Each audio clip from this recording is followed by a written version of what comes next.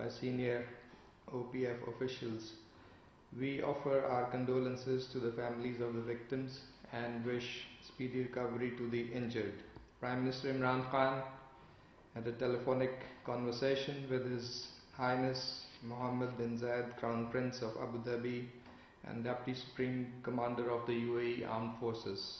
Foreign Minister Makhdoom Shah Mahmood Qureshi also received a telephone call from his Emirati counterpart.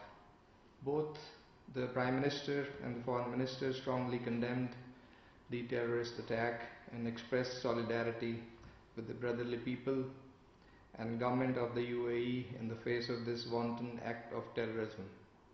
They called for the immediate cessation of these attacks and underlined that such attacks not only violate the sovereignty and territorial integrity of the UAE but also pose a grave threat to regional peace and security. Let us undertake a quick roundup of diplomatic activities during the week. As you would have followed, Pakistan assumed chairmanship of the Group of 77 and China for the year 2022. Foreign Minister Qureshi presided over the proceedings of the opening segment of the handover ceremony held in a virtual format on 14th of January, which was also attended by the outgoing chair, the Foreign Minister of Republic of Guinea, UN Secretary General and Republic of Guinea, UN Secretary General and the President of the UN General Assembly. Prime Minister Imran Khan held a telephonic conversation with President Vladimir Putin on 16th of January.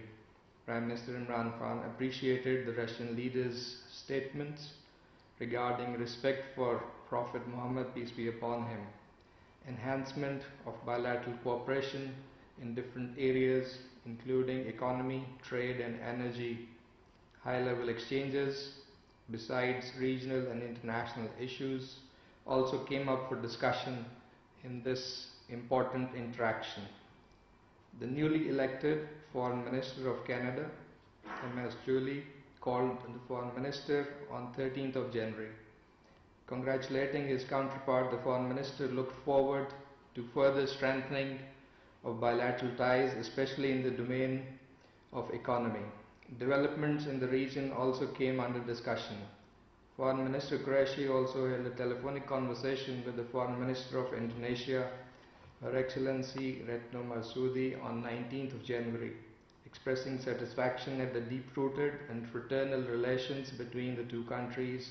The Foreign Minister underscored Pakistan's strong desire to further intensify these multidimensional ties across the entire spectrum. Foreign Minister Qureshi received Chief of Staff of Land Forces, Lieutenant General Asim of the Democratic Republic of Congo on 14th January. Foreign Minister highlighted Pakistan's Engage Africa policy aimed at enhancing diplomatic footprint and intensifying exchanges and trade with Africa in line with their focus on geoeconomics. The Foreign Minister also had telephonic conversation with Her Excellency Ms. Suzy Carla Barbosa, the Foreign Minister of Guinea-Bissau, on 18th of January. Both sides agreed to further strengthening of bilateral and regional cooperation. Over the past weeks, I am pleased to note that friends in the media have been following the developments related to CPEC. I would like to share a roundup of major activities in CPEC, which has continued to move forward as a flagship of the Belt and Road despite the COVID-19 pandemic. Starting from the first visit of the Prime Minister to China in November 2018, CPEC has focused increasingly on socio-economic development projects geared towards directly improving the well-being of our people. 27 projects have been conceived and are under various stages of implementation and preparation. We have also expanded CPEC's ambit by including agriculture, science, technology and IT cooperation. Meanwhile, work on major infrastructure projects has continued apace, and a number of new mega projects have been endorsed by the GCC of CPEC. These include the Azad Patan and Kohala hydropower projects, which will help address Pakistan's food security while also ensuring access to green and cost-competitive energy for our industrial growth. These are just a few of the headline developments in CPEC. We look forward to sharing more updates in due course.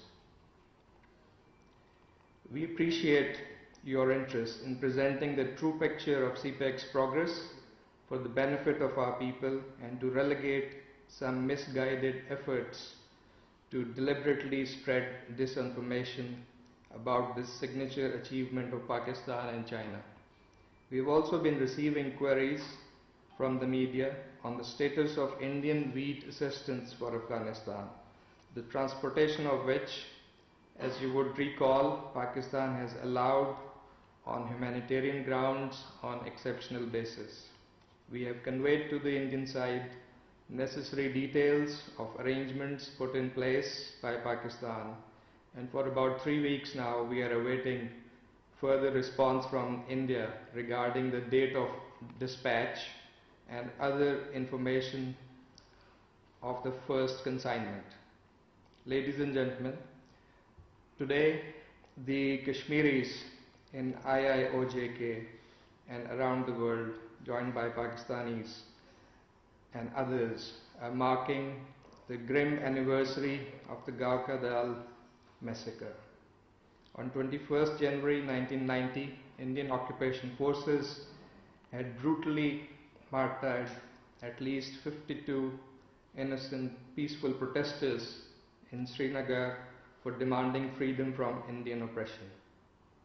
Pakistan stands in solidarity with the victims of this unspeakable crime and reiterates the call for bringing the perpetrators to justice. It is appalling, as it is condemnable, that even after more than 3 decades, there is no accountability for this cold-blooded killing. This travesty of justice is basically a stark reminder of the culture of impunity and rule of no law that is deeply entrenched and continues to fester in IIOJK, in which the oppressed are punished and persecuted, while